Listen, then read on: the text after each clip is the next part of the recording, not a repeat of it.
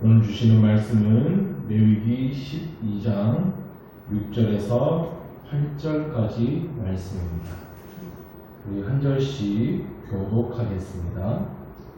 아들이나 딸이나 정결하게 되는 기한이 차면 그 여인은 번제를 위하여 1년 된 어린 양을 가져가고 속죄제를 위하여 집비둘기 새끼나 산비둘기를 회막 문 제사장에게로 가져갈 것이요 제사장은 그것을 여호와 앞에서 그 열을 열어서 그날 중에 왜냐하면 자기들에게 이는 아들이나 딸을 세상에게 되리라. 다같이 그 여인이 어린 양을 바치기에 힘이 미치지 못하면 산비둘기 2마리나 집비둘기 새끼 2마리를 가져다가 하나는 번제물로 하나는 속죄제물로 삼을 것이요 제사장은 그를 위하여 속죄할지니 그가 정결하리라. 아멘. 부정한 것과 정결한 것에 대한 계명이 이어지고 있습니다. 부정하다는 것은 오염된 상태를 말합니다. 또는 감염된 상태 혹은 감염의 위험에 취약해진 상태입니다. 그리고 반대로 정하다라고 하는 것은 깨끗한 상태, 그래서 씻어서 깨끗해진 상태, 이제 감염의 위험에서 벗어난 상태를 말합니다. 그게 정하는 거예요. 자, 어제는 정결한 동물과 부정한 동물에 대해서 살펴봤고요. 오늘은 출산에 대한 이야기입니다. 아이를 낳은 산모의 부정한 기간과 정결하게 되는 예식에 대한 이야기인데요. 아이를 낳는다는 것이 참 복된 일이죠. 한 생명을 출산하고 그런 것이 얼마나 이게 귀한 일입니까? 특히 구약 시대에는 아이를 많이 낳는 것을 하나님의 복으로 여기던 때입니다. 여인이 아이를 낳지 못하면 하나님의 저주라고 여기던 때예요. 그런데 오늘 본문에서는 여인이 아이를 낳게 되면 부정하게 되는 기간을 말하고 있습니다.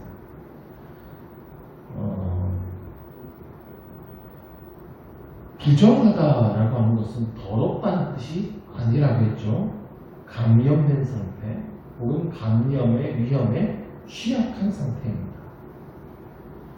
여인이 출산을 한다는 것은 굉장한 고통을 동반하는 일이죠. 그러니까 출산을 마치고 나면 약해질 수밖에 없습니다. 출산을 마친 여인의 그 취약해진 육신을 보호하는 조치가 오늘 본문의 내용이다라고 할 수 있습니다. 그 구체적인 규례를 좀 살펴보자면 2절에서 여인이 임신하여 남자를 낳으면 7일 동안 부정합니다.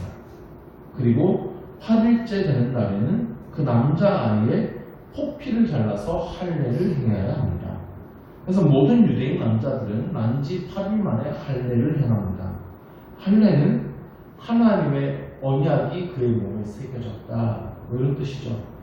하나님의 언약을 붙들고 구별된 하나님의 백성으로서 살겠다라는 의미입니다. 4절을 보면 출산한 여인은 그 피를 정결하게 하기 위해서 33일 동안 집안에 머물러 있어야 됩니다. 그러니까 남자아이를 낳았을 경우에는 7일 동안 부정하고 33일 동안 집안에 머물러야 되니까 총 40일의 격리 기간을 가지게 돼요. 그 기간에는 어떠한 거룩한 성물에 몸이 닿아서는 안 된다고 했고 또 성소에 들어가서도 안 된다, 이렇게 기록되어 있어요. 근데 원래 남녀의 문제가 아니라 원래 이 성소에 못 들어갑니다. 성소에는 제사장만 들어갈 수 있기 때문입니다. 때문에 여인이 원래 성물을 만질 일이 없습니다.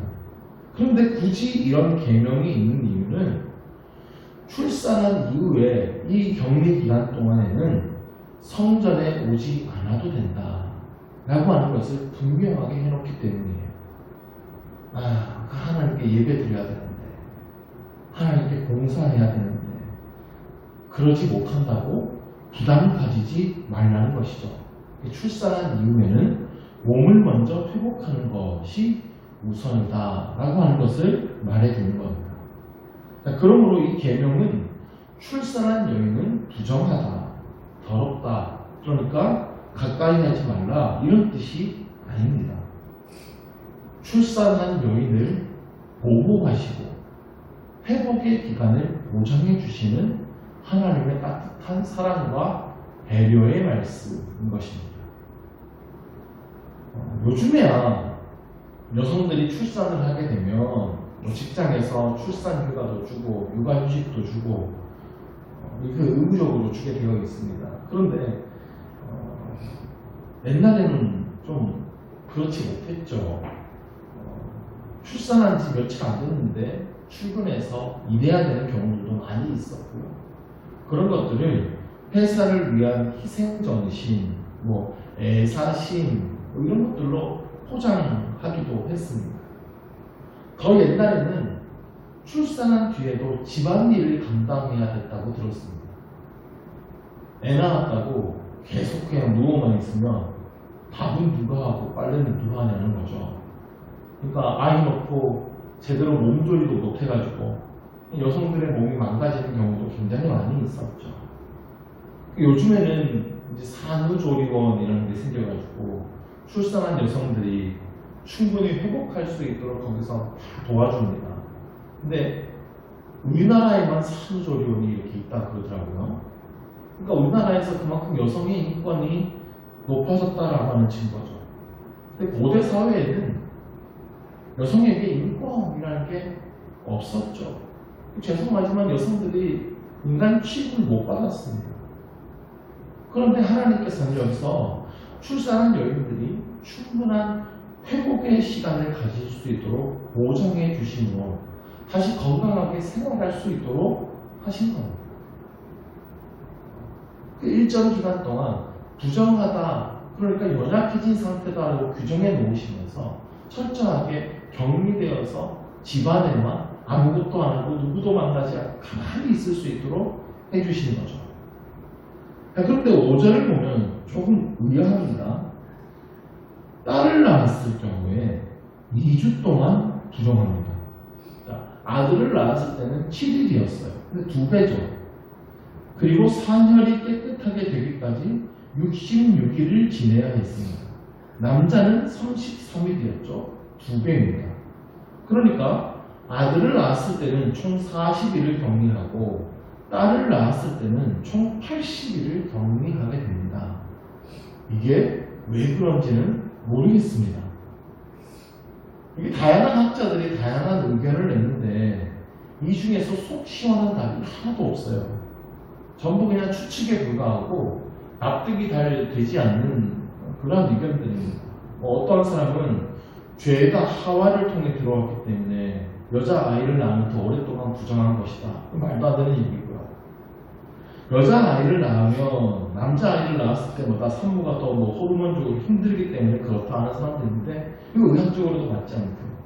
전부 이게 근거가 좀 부족합니다.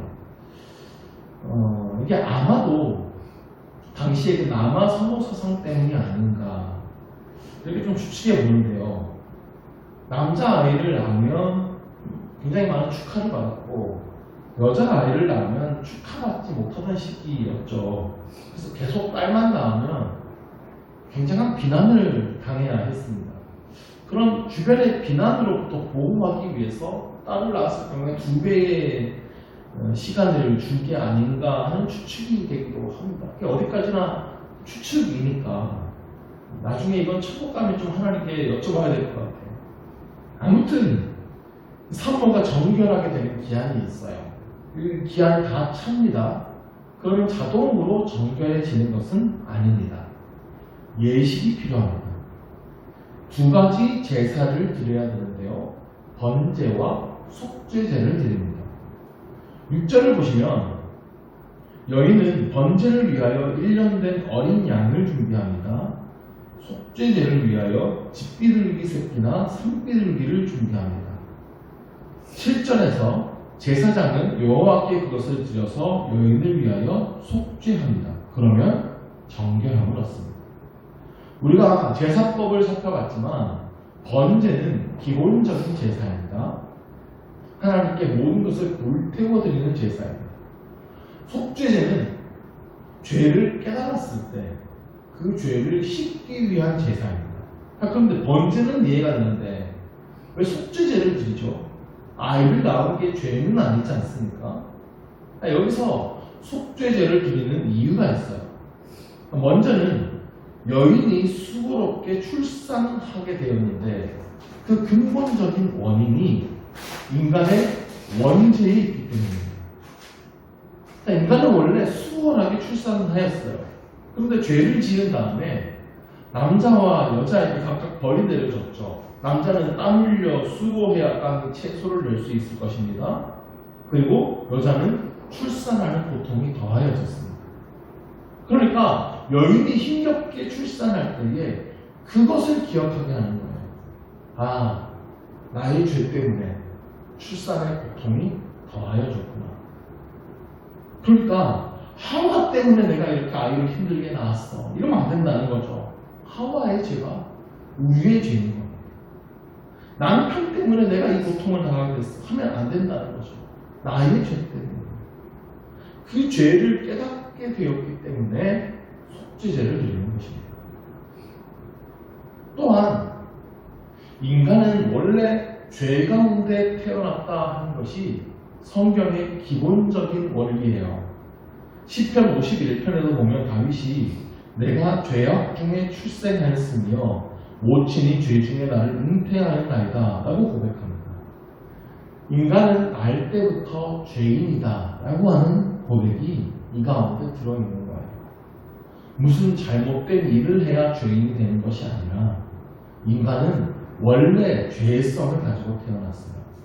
그래서 모든 인간은 죄인입니다. 그래서 속죄제를 드립니다. 그런데 원래 속죄제를 드릴 때는 속죄제를 먼저 드리고 그 다음에 번제를 드리게 되어 있습니다. 그런데 출산한 경우에는 보면 번제를 먼저 드리고 속죄제를 드립니다. 이것은 특별한 죄 문제가 있다는 얘기가 아니에요. 그런데 번제를 드릴 때도 또 하나의 배려가 있는데요. 8절입니다. 그 여인이 어린 양을 바치기에 힘이 미치지 못하면 산비둘기 2마리나 집비둘기 새끼 2마리를 가져다가 하나는 번제물로 하나는 속죄제물로 삼을 것이요 제사장은 그를 위하여 속죄할지니 그가 정결하리라. 아이를 낳았는데 어린 양을 바칠 만큼 재산이 없어요. 그러니까 그런 경우에는 비둘기를 드려도 된다는 겁니다. 하나님은 그 제사도 똑같이 받아주신다는 거예요. 중요한 것은 재물이 아니라 하나님 앞에 헌신하고 예배하고자 하는 그의 마음가짐이기 때문입니다. 사부의 정결의식을 통해서 우리가 알 수 있는 것이 있어요. 하나님은 당시에 가장 천대받던 여인들 그리고 그들이 가장 연약해져 있을 때에 보호해 주시는 하나님이십니다. 세상의 모든 의무와 하나님을 향한 의무에서도 열외시켜 주십니다. 하나님은 약한 자의 하나님이 되십니다. 또한 하나님은 우리를 정결하게 하시기를 원하시는 분이십니다. 그 누구도 어떤 사람이라도 예수의 피로 정결해지지 않으면 하나님 앞에 설 수 없다는 것입니다.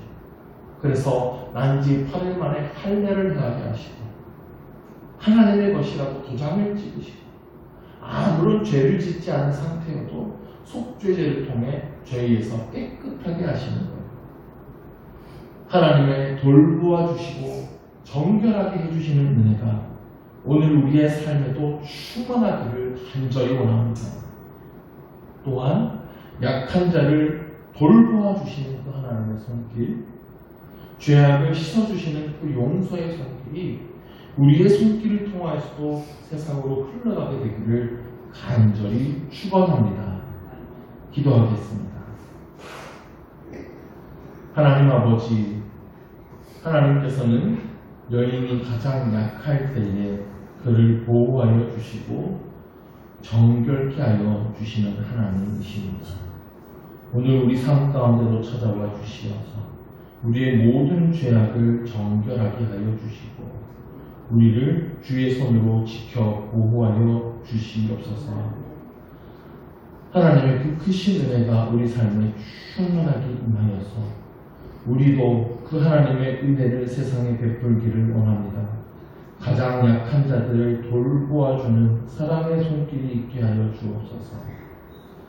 우리에게 죄를 지은 자를 용서해주는 그 용서의 손길이 우리를 통하여서도 흘러가게 하여 주시옵소서.